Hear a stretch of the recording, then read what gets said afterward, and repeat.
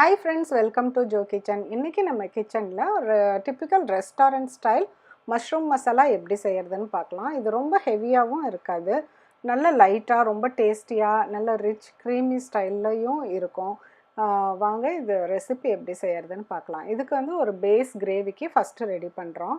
அதில் ஒரு table spoon coconut oil நல்லாயிருக்கும், இல்லாட்டி எனி குக்கிங் ஆயில் போட்டுட்டு பட்டை கிராம்பு போட்டு வதக்கிடணும். அதுக்கப்புறம் ஒரு பெரிய ஆனியனை வந்து சாப் பண்ணி அதையும் போட்டுட்டு ஜிஞ்சர் கார்லிக் இஞ்சி பூண்டு ரெண்டுமே வந்து போட்டு எல்லாத்தையும் சேர்த்து வதக்கணும். அது கொஞ்சம் வதங்கினதுக்கப்புறமேல 2 டொமேட்டோஸ் வந்து நல்லா கட் பண்ணி வச்சுட்டு அதையும் இது கூடயே சேர்த்து வதக்குறோம்.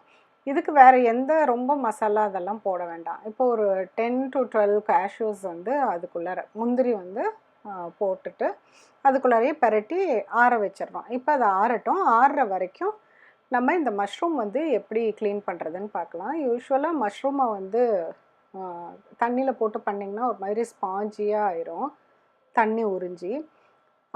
அதுக்கு பதிலாக நம்ம டக்குன்னு வந்து ஒரு சின்ன ரின்ஸ் மட்டும் கொடுத்துக்கலாம். அப்போ வந்து என்ன பண்ணோன்னா க்ளீன் பண்ணுறதுக்கு மேலே அந்த தோலை வந்து அப்படியே லேசாக அப்படி சாஃப்டாக நல்லா வந்துடும். தோலை எடுத்துருங்க. இப்போ பாருங்கள், இப்போ நல்லா ஒயிட்டாக இருக்கும். அதை லைட்டாக வந்து ரின்ஸ் பண்ணிவிட்டு நல்லா இப்படி பொடி பொடியாக கட் பண்ணி வச்சுக்கணும். இப்போ அந்த பேஸ் கிரேவிக்கான அந்த ஆனியன் அண்டு டொமேட்டோ அதெல்லாமே ஆறி இருக்கும். இப்போ அது ஒரு மிக்சியில் போட்டுட்டு நல்லா ஒரு ஃபைன் ஸ்மூத் பேஸ்ட்டாக நம்ம அரைச்சிக்கணும். முந்திரி போட்டிருக்கிறதுனால நல்லா ஒரு ஃபைன் பேஸ்ட்டாக கிடச்சிரும். அதுக்கப்புறம் ஒரு பேனில் ஒரு டேபிள் ஸ்பூன் பட்டர் போட்டுக்கோங்க. பட்டர் போட்டால் தான் அந்த டேஸ்ட் வந்து இன்னும் ஒரு ரிச் டேஸ்ட் கிடைக்கும்.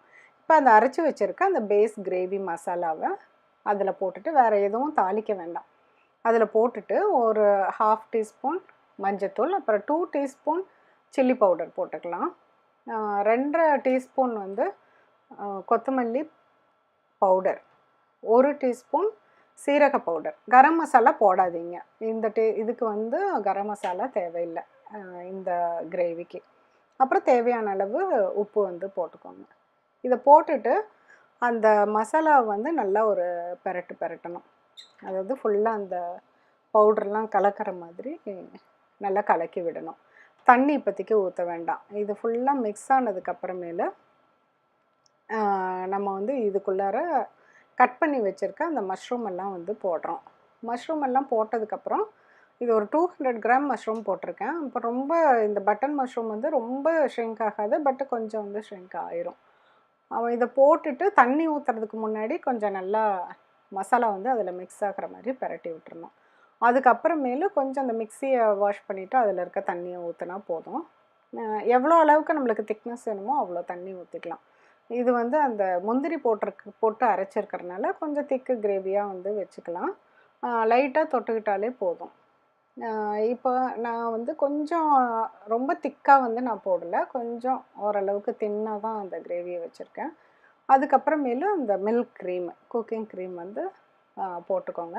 அது வந்து கொஞ்சம் டேஸ்ட்டு இன்னும் கொஞ்சம் நல்ல டேஸ்ட்டு கொடுக்கும். அவ்வளோதான். இதுக்கு கொத்தமல்லி தலையும் போடாதீங்க, அந்த டேஸ்ட்டை வந்து கொஞ்சம் மாற்றிடும். இது சப்பாத்தி, தோசை, ரொட்டி அது மாதிரி எல்லாத்துக்குமே ரொம்ப நல்லாயிருக்கும். கண்டிப்பாக செஞ்சு பாருங்கள்.